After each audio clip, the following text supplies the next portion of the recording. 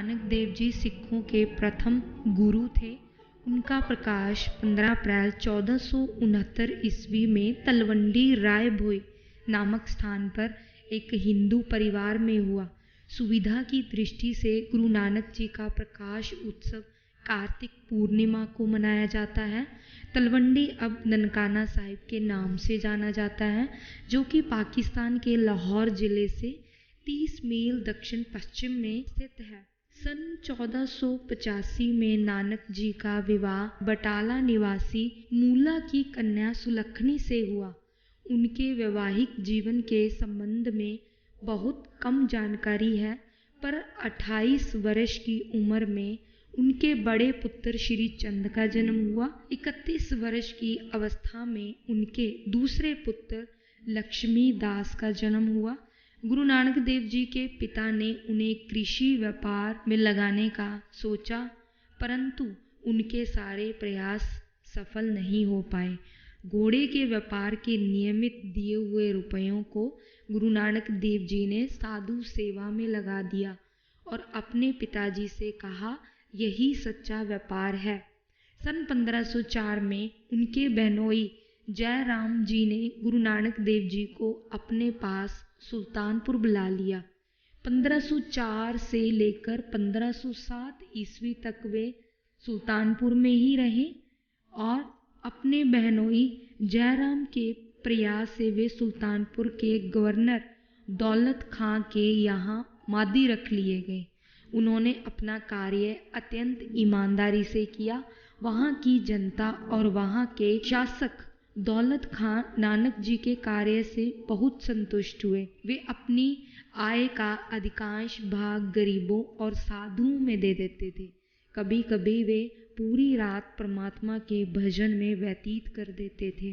राय बुल्लर ने सबसे पहले गुरु नानक देव जी की दिव्यता को समझा और उनसे खुश होकर नानक जी को पाठशाला में रखा। गुरु नानक देव जी के गुरु उनकी आध्यात्मिक काव्य रचनाओं को सुनकर चकित रह गए।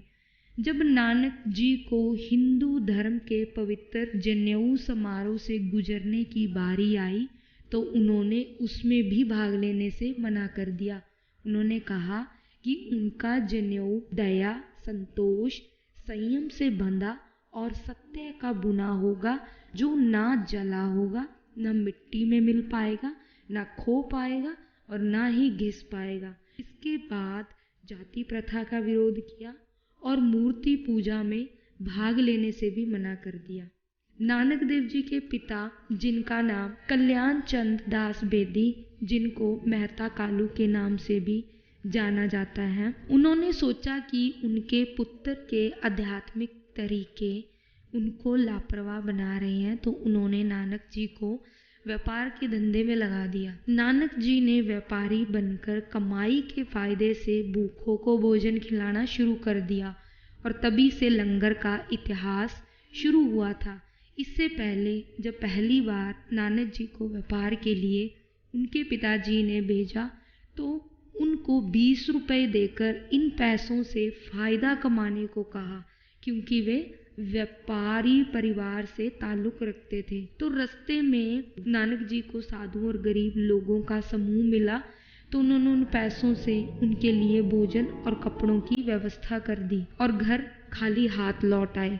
तो जब पिताजी को पता चला तो उन्होंने नानक जी को सजा दे डाली। गुरु नानक देव जी ने निस्वार्थ सेवा को असली लाभ बताया। इसी वजह से लंगर के मूलभूत सिद्धांतों का उद्घाटन हुआ। धार्मिक कट्टरता के वातावरण में उदित गुरु नानक देव जी ने धर्म को उदारता की एक नई परिभाषा दी। उन्होंने अपने सिद्धांतों के प्रयास हेतु एक सन्यासी की तरह घर का त्याग कर दिया और लोगों को सत्य और प्रेम का पाठ पढ़ाना आरंभ किया। उन्होंने जगह जगह घूमकर तत्कालीन अंधविश्वासों, पाखंडों आदि का जमकर विरोध किया। वे हिंदू मुस्लिम एकता के भारी समर्थक थे।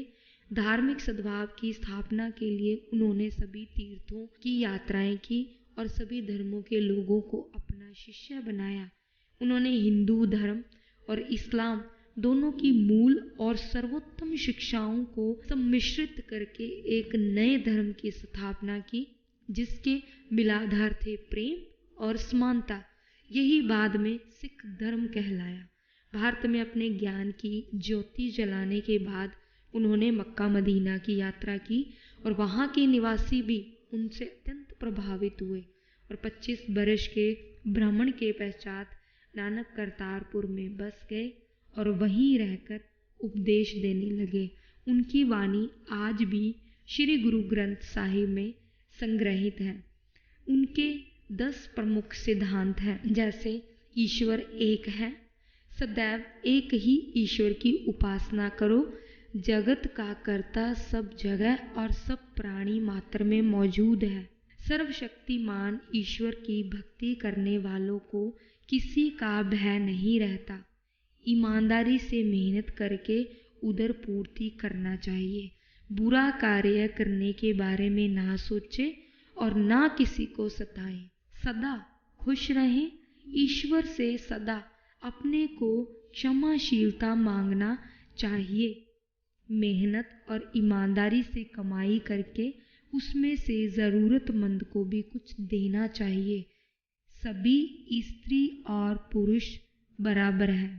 भोजन शरीर को जिंदा रखने के लिए ज़रूरी है, पर लोभ लालच बहुत बुरा है। जिन जिन स्थानों से गुरु नानक देव जी गुजरे थे, आज वे तीर्थ स्थल का रूप ले चुके हैं। गुरु नानक देव जी का साथी मर्दाना तलवंडी से आकर यहीं गुरु नानक देव जी का सेवक बन गया था और अंत तक उनके साथ रहा।